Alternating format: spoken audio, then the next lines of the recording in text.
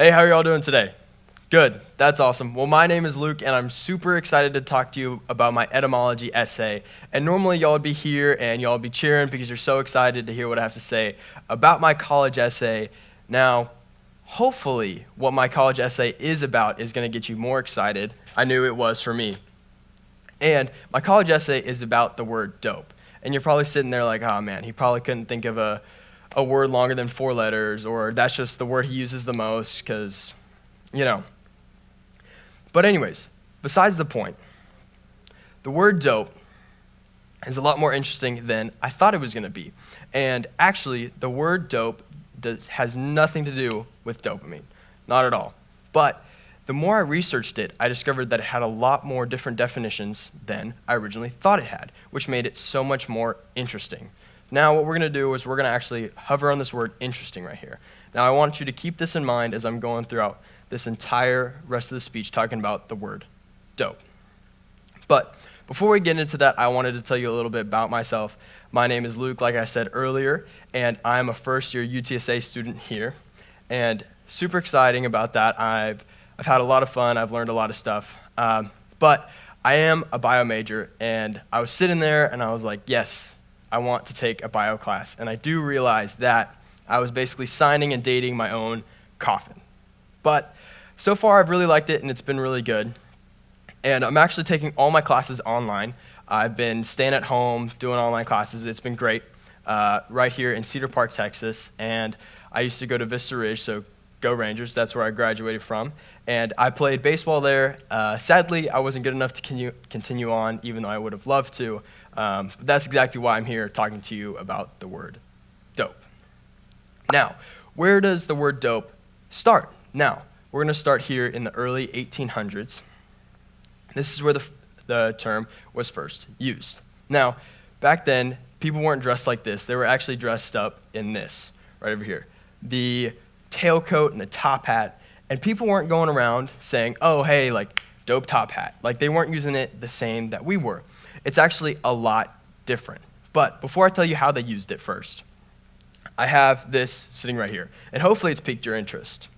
And under it is what they used to call dope, which was the definition of dope. So we're going to take a look. And yes, it is soup. Dope was to describe a form of soup. And actually, this is more of a luxury now than it was back then because it has meat and noodles in it. Because the word dope was used to describe a soup that was also called a poor man's soup right here. And why that is because people, when they made dope, they would just have to put in any ingredients that they had in it to just flavor up water. So since the ingredients aren't the same throughout every single one, there's one thing that is the same throughout every single soup that is called dope, and it's this right here, is that it's a very thick, gravy-like texture of a soup. So it's not like your normal chicken and noodle soups, but it was more of a thicker soup. Now, this brings us right into our next definition of the word, and it doesn't have anything to do with soup, but there is one consistency that is the same throughout, and it brings us all the way over to narcotics. Now, narcotics, in the division of narcotics, there's a thing called opium, and that's what dope was used to be called. They would call it opium dope. Now, I know this is a school speech, so I'm not supposed to look like I'm supposed to know about a lot of this, but I did do my research, still know from personal experience. But where this came into play is actually the original term of this word that was used all the way over in the Dutch language, and it's dupen right here. Dutch for syrupy-like liquid, which is exactly what the consistency of dope or opium was back then.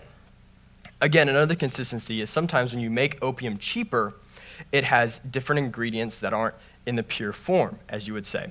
So that was, again, another consistency between the two, is that they both had kind of the same liquid-like texture, but they also didn't have all the known ingredients in it. So both of them had this unknown concept to it.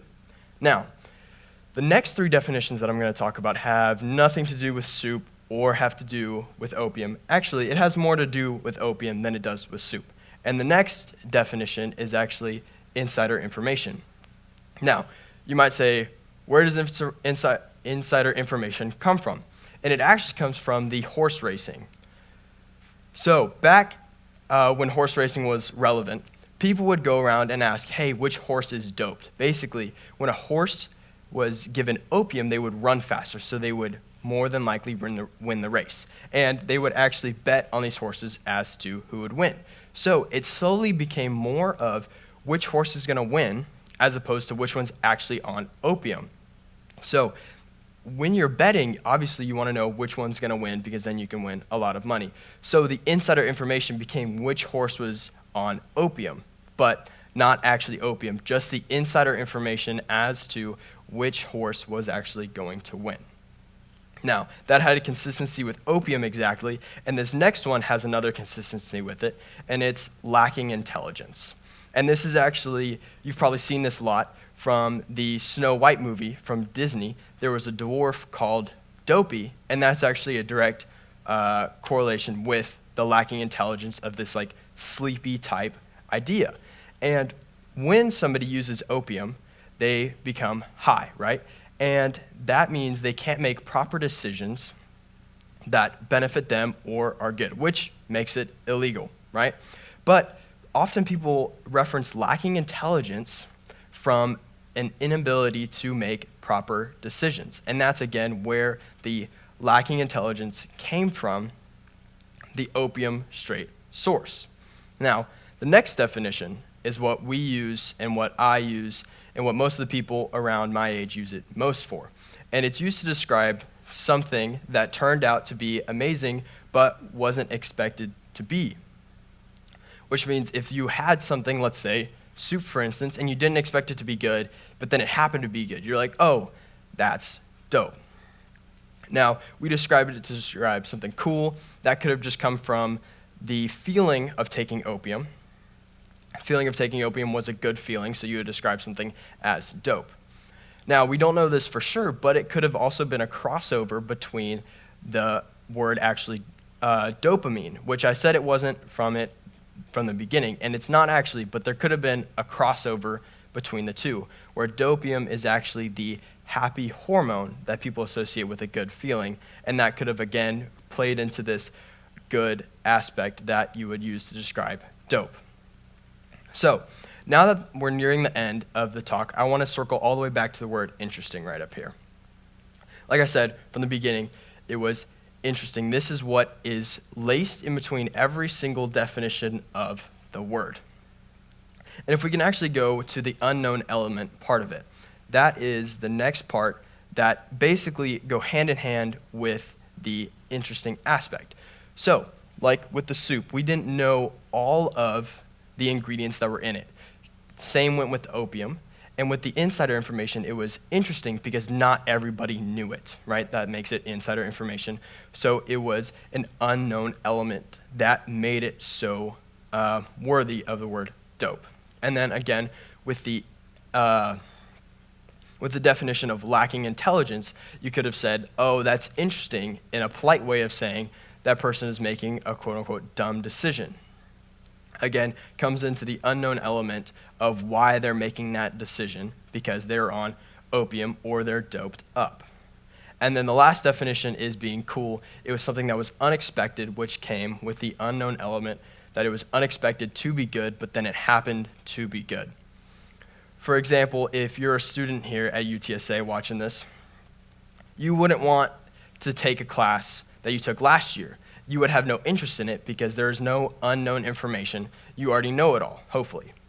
And then again, a perfect example is how I covered up this soup. There was an unknown factor. You didn't know what was under the blanket over here. That's what made it interesting, and that's what pulled your eyes towards it, and you wanted to know what it was about. So again, like I said, every single part of the definition was looped with this unknown element, and that made it interesting. So hopefully you enjoyed my speech. Hopefully you thought it was really interesting and quite possibly dope.